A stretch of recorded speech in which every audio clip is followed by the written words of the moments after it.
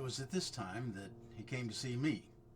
I had represented his father in an accident case some years before, and I was acquainted with the family in a casual way. I remember him now as he walked through my doorway. His eyes were like tunnels. My first thought was that he had committed a crime, but I soon saw that it was a passion that had moved into his body like a stranger.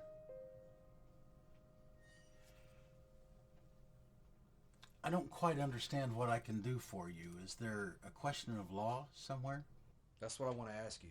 Because there's nothing illegal about a girl falling in love with an immigrant. What about if the only reason is to get his papers?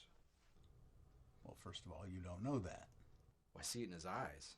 He's laughing at her and he's laughing at me. Eddie, I'm a lawyer. I can only deal in what's provable. You understand that, don't you? Can you prove that? I know what's in his mind, Mr. Alfieri. Because, Eddie, even if you could prove it... Let me just bring out my thoughts here. A guy comes into this country illegal. Don't stand a reason he's going to take every penny and put it in a sock? Because they don't know from one day to another, right? All right. He's spending.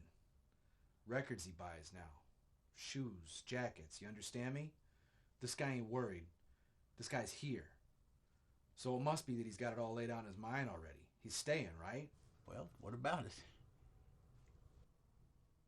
All right. I'm talking to you confidential, ain't I? Certainly. I mean, this don't go no place but here, because I don't like to say this kind of thing about anybody. Even my wife, I didn't exactly say this. What is it? The guy ain't right, Mr. Alfieri. What do you mean? Did you ever get a look at him? Not that I know of, no. He's a blonde guy. Like platinum. You know what I mean? No. I mean, if you close the papers fast, you could blow him over. Now look, Eddie. I mean, it's eating me out, Mr. Alfieri, because I struggled for that girl. Eddie, I have children of my own. I understand you, but the law is very specific. The law does not... You mean to tell me there's no law which a guy, which he ain't right, can go to work and marry a girl?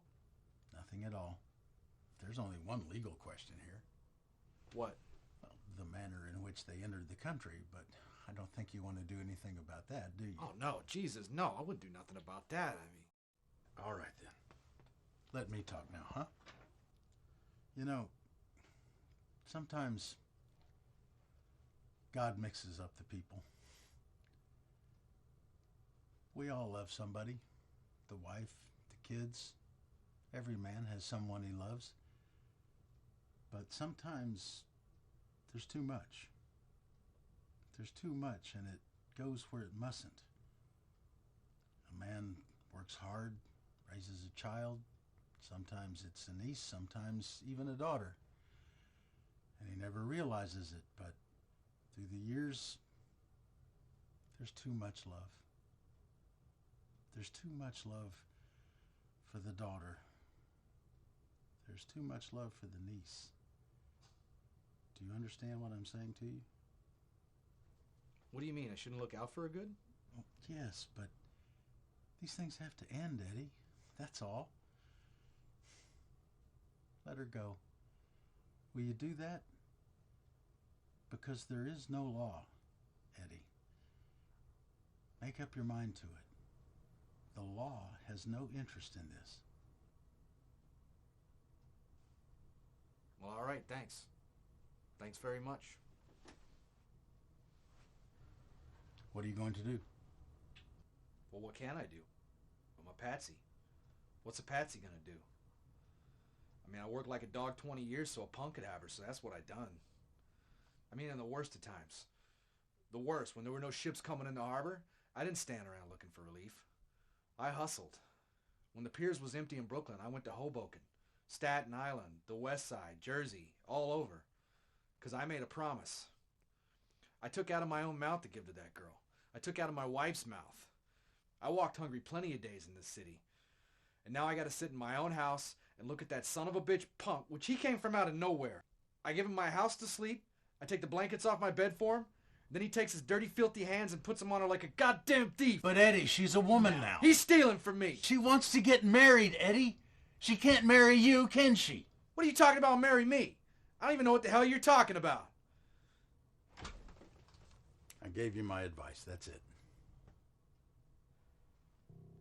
I'll see you around. Sometimes you want to sound the alarm, but nothing's happened. I knew right then and there I could finish the entire story that afternoon. It wasn't like there was a mystery to unravel. I could see every step after step, like a dark figure walking down a hallway toward a certain door. I knew where he was going.